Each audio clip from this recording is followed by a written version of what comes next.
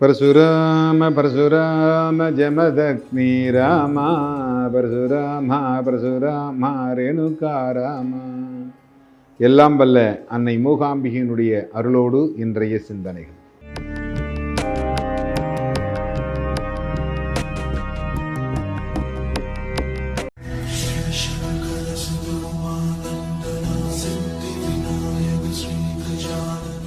மகாபெரியவரை பற்றி பேச வேண்டும் அப்படின்னா இந்த ஜென்மாவில் முடியுமா என்றால் அது எனக்கு தெரியவில்லை. கண்டிப்பாக முடியாது. ஏன்னா ஒவ்வொரு நாளும் இந்த மகாபெரியவருடைய அனுகிரகம், அவருடைய அனுகிரகம் அப்படிங்கிறது நிறைய பண்ணியிருக்கார்.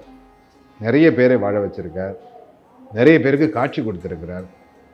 நிறைய பேருடைய வாழ்க்கையில் விலக்கேற்றி வைத்திருக்கிறார். வாழ்ந்த மகான்.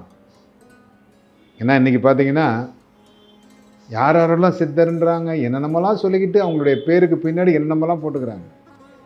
தன்னுடைய பெயருக்கு பின்னால் எதையுமே போட்டுக்கொள்ளாமல் காஞ்சி மடத்தினுடைய சிஷ்யன், காஞ்சி மடத்தினுடைய வேலையாள் என்று தன்னை பாவித்து கொண்டு அந்த குருநாதர், அவருடைய குருநாதர், அவர் குருநாதர்கிட்ட போய் அவர் வாங்கினதே பார்த்தீங்கன்னா ரொம்ப சுவாரஸ்யமான ஒரு கதை.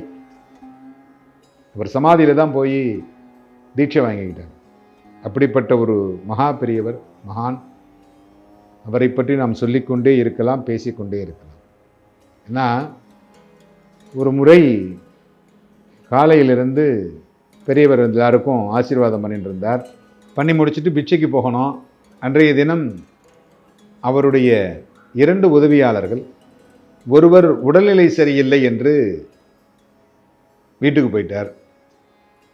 இன்னொருவர் தன்னுடைய தகப்பனாருடைய சிரார்த்தம், அதனால் என்னால் இங்கே வர முடியாதுன்னு சொல்லிட்டு அவரும் போயிட்டார். அதனால் புதுசாக ஒருத்தரை சிஷியனாக அன்றைக்கி வச்சுருந்தாங்க. அன்றைக்கி ஒரு நாள் மட்டும் அவர் இவர் கூடவே இருந்து எல்லாத்தையும் பார்த்துட்டு இருந்தார். கொஞ்ச நேரம் கழித்து பார்த்தா பெரியவரை காணோம். மகா பெரியவரை காணவில்லை. எங்கே பார்த்தாலும் தேடுறாங்க. சுவாமிகிட்ட பிரார்த்தனை பண்ணுறாங்க. 108 தேங்காய் உடைக்கிறேன், காமாட்சி அம்மனுக்கு விளக்கேற்றுறேன், என்னென்னமோலாம் பிரார்த்தனை பண்ணுறாங்க. ஊரெல்லாம் தேடியாச்சு. மகா பெரியவர் எங்கே இருக்காருன்னு கண்டுபிடிக்க முடியும். பிக்ஷாவந்தனத்துக்கு நேரம் ஆயிடுத்து. பிக்ஷாவந்தனம் ஆகணும். என்ன பண்ணுறதுன்னு தெரியல. சரி, எல்லாரும் தேடிட்டு இருக்கிற பொழுது மணி ஓடிண்டே இருக்கு.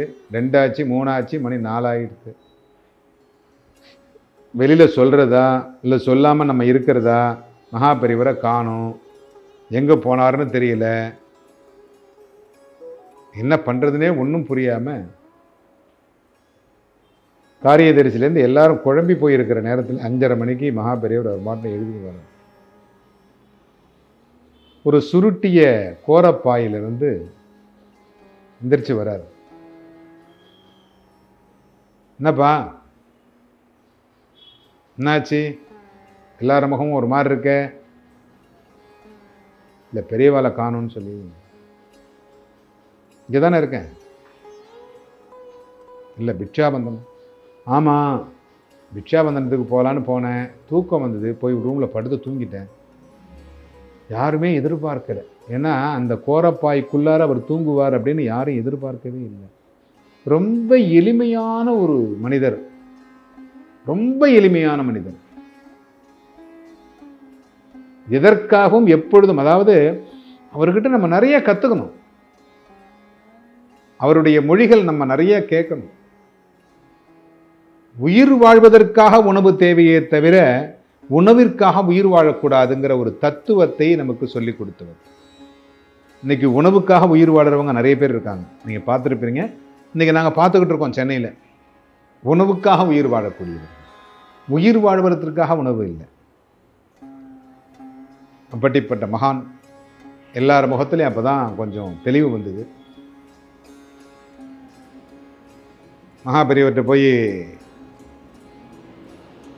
இந்த புதிய சிஷ்யன் நல்லா அடி வாங்கினான் காரியதரிசிகிட்ட. மகா பெரியவர்கிட்ட போய் க்ஷமிக்கணும், இந்த மாதிரி நாங்கள் எல்லாம் பிரார்த்தனைலாம் வச்சுட்டோம், நீங்கள் வரலன்னா 108 தேங்காய் உடைக்கிறேன், காமாட்சி அம்மனுக்கு விளக்கேற்றுறேன், அபிஷேகம் பண்ணுறேன் அப்படின்லாம் பிரார்த்தனை வச்சுட்டோம். நீங்கள் இந்த மாதிரி திடீர்னு காணா போயிட்டேன்னு எங்களுக்கு ரொம்ப கவலையாக போயிடுது. என் மீது இவ்வளவு அன்பு வைத்திருக்கிறீர்களா? நான் 100 வயசு வரைக்கும் இருப்பேன், கவலைப்படாது. அப்பவும் அந்த தன்மை அப்படிங்கிறத என்றைக்கும் எந்த இடத்திலும் அந்த கர்வம் அப்படிங்கிறத கொண்டு வரவே இல்லை. அவர் வாழ்ந்த காலத்தில் நாம் வாழ்ந்திருக்கிறோம் அப்படிங்கிறதே ஒரு மகா பெருமை. இந்தியாவில் பிறந்து விட்டாலே அவன் நல்ல மனிதனாகத்தான் இருப்பான் அப்படின்னு சொன்னவர் அவர். எவ்வளவோ நல்ல விஷயங்களை நமக்காக, நம்மளுடைய சந்ததிகளுக்காக, நமக்கு பின்னால் வரும் நம்மளுடைய பேர பசங்களுக்காக நிறைய கொடுத்துட்டு போயிருக்காங்க. மீண்டும் ஒரு மகான் வருவாராங்கிறது நமக்கு தெரியாது. எந்த மகானை நாம் வணங்குவோம். எல்லோரும் இன்புற்றிருக்க சுவாமிநாத சுவாமியை பிரார்த்தனை செய்கிறேன்.